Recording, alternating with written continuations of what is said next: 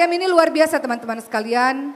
Seorang wanita yang sejak awal keluarganya pun namanya diabadikan di dalam Al-Quran.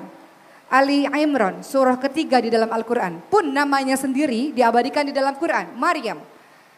Pada saat nama-nama perempuan-perempuan sahabiah-sahabiah lain tidak ada di dalam Al-Quran. Namun Maryam diabadikan di dalam Al-Quran. Berarti ada sesuatu di dalam sosok dari Siti Maryam. Maka Siti Maryam memiliki keluarga hebat yaitu Ali Imran, keluarga Imran. Imran dan istrinya Hannah adalah pasangan suami istri yang sangat saleh, taat kepada Allah Subhanahu wa taala. Namun diberikan ujian yang luar biasa oleh Allah yaitu tidak memiliki seorang anak. Maka ibu dari Siti Maryam yaitu Hannah senantiasa berdoa kepada Allah Subhanahu wa taala dalam surah Ali Imran ayat 35, doa meminta kepada Allah agar dikaruniakan anak, dan kalau anak itu lahir maka anak itu akan diberikan untuk mengabdi pada Baitul Maqdis Palestina, mengabdi di masjid, mengabdi di tempat ibadah. Maka dalam surah Ali Imran ayat 35 kalimatnya adalah Rabbi inni nadartu laka ma fi batni muharraran fataqabbal minni innaka antas samiul alim. Artinya, ya Tuhanku, sesungguhnya aku bernadar kepadamu janin yang dalam kandunganku kelak menjadi hamba yang mengabdi kepadaku.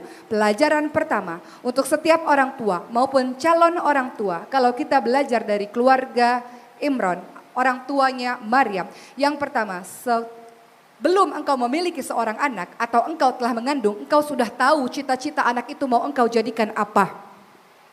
Orang tua yang hebat sudah merencanakan anak itu sejak dalam kandungan ingin dijadikan apa. Maka setiap ibu, ayah khususnya ibu, betul-betul bertekad berazam kelak anakku lahir aku akan jadikan dia A, aku akan jadikan dia B, aku akan jadikan dia C. Namun yang paling utama jadikan dia apapun profesinya mengabdi kepada Allah Subhanahu wa taala. Mau jadi apapun dia, dokter, guru, lawyer, pilot, pramugari, apapun dia profesinya, ternyata seorang ibu yang hebat tahu, paham anaknya akan dijadikan mengabdi kepada Allah Subhanahu wa taala sebagaimana tujuan penciptaan kita dalam surah Al-Ahzab ayat 59. Bahwa Allah tidak menciptakan jin dan manusia kecuali untuk beribadah, mengabdi kepada Allah Subhanahu wa taala. Itu rahasia anak hebat, dari awal orang-orangnya sudah tahu anak itu hendak dijadikan sebagai anak apa, cita-citanya apa. Aku ingin anakku jadi ulama, maka dari kecil arahkan anak itu di sekolah agama, arahkan anak itu belajar agama. Sebagaimana ibu Imam Syafi'i rahimahullah. Imam Syafi'i lahir di Gaza, Palestina, adalah seorang anak yatim, single fighter, mampu berhasil menjadikan anak tersebut menjadi anak yang hebat, ulama besar. Ibu ini, ibunya Imam Syafi'i namanya Fatimah. Ingin sekali Imam Syafi'i menjadi ulama yang besar. Maka ibu paham apa yang harus dilakukan. Kalau saya ingin anak saya jadi ulama, saya kasih dia tempat yang bagus dan pendidikan yang bagus. Maka apa yang dilakukan ibu Imam Syafi'i? Membawa anak tersebut dari Gaza, Palestina menuju ke Makkah. Kemudian mencari orang-orang yang bisa mengajarkan bahasa Arab dengan baik dan ilmu-ilmu dengan baik. Itu semua peran dari seorang ibu, karena sang ibu ingin anaknya menjadi ulama. Begitu pula dengan kita teman-teman sekalian. Ingin anak kita jadi apa? Silahkan diarahkan dari awal dan kemudian paham apapun engkau nak jadi apapun itu, tetap tujuan utamamu adalah mengabdi kepada Allah Subhanahu wa taala. Kemudian kisah Siti Maryam berlanjut.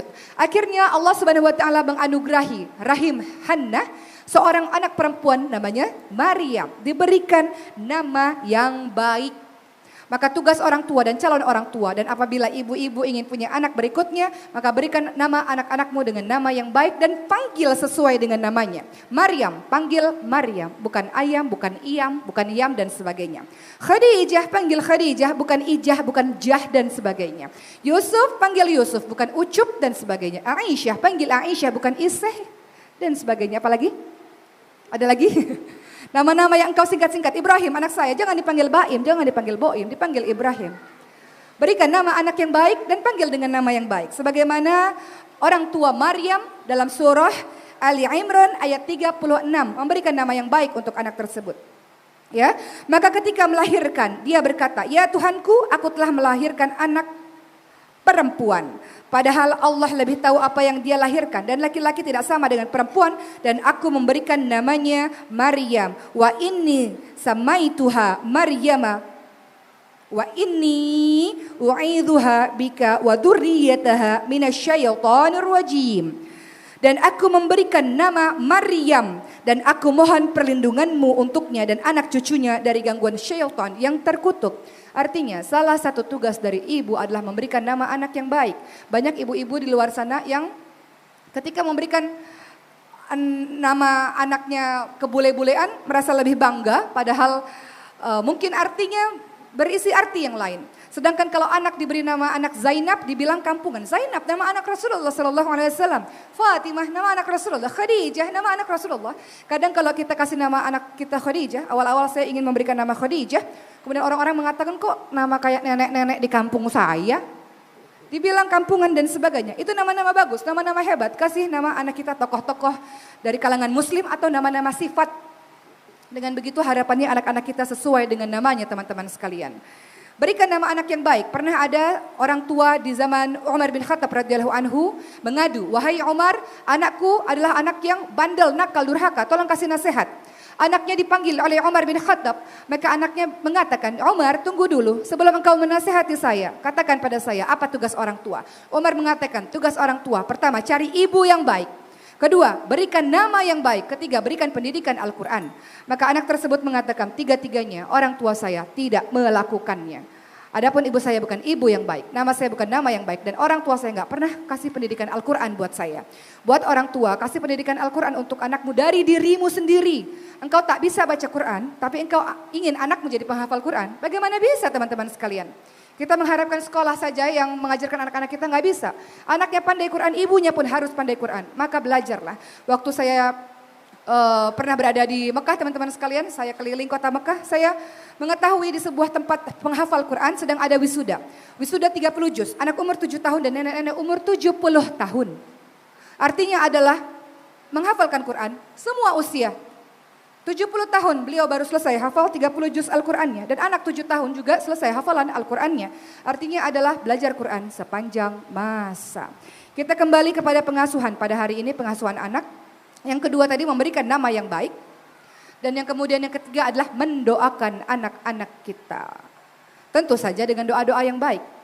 Pasti orang mengatakan, pasti doa yang baik. Tapi hati-hati, ucapan juga adalah doa. Ketika seorang ibu mengatakan, anak bodoh, PR-mu jelek, nilaimu jelek, ujianmu jelek, kau anak bodoh. Engkau anak nakal karena engkau main terus, keluyuran terus, itu adalah doa. Doa-doa mustajab yang didengar oleh Allah Subhanahu wa taala selain doa orang-orang yang zalim, doa orang-orang musafir sedang dalam perjalanan, juga doa seorang orang tua, khususnya ibu kepada anaknya. Maka hati-hati dari mulut seorang ibu. Kalau ketika anak kita terjadi apapun dalam kehidupannya, kita berikan kalimat-kalimat yang baik. Seorang ibu di Arab memasak makanan yang sangat banyak untuk anak-anak, untuk tamunya.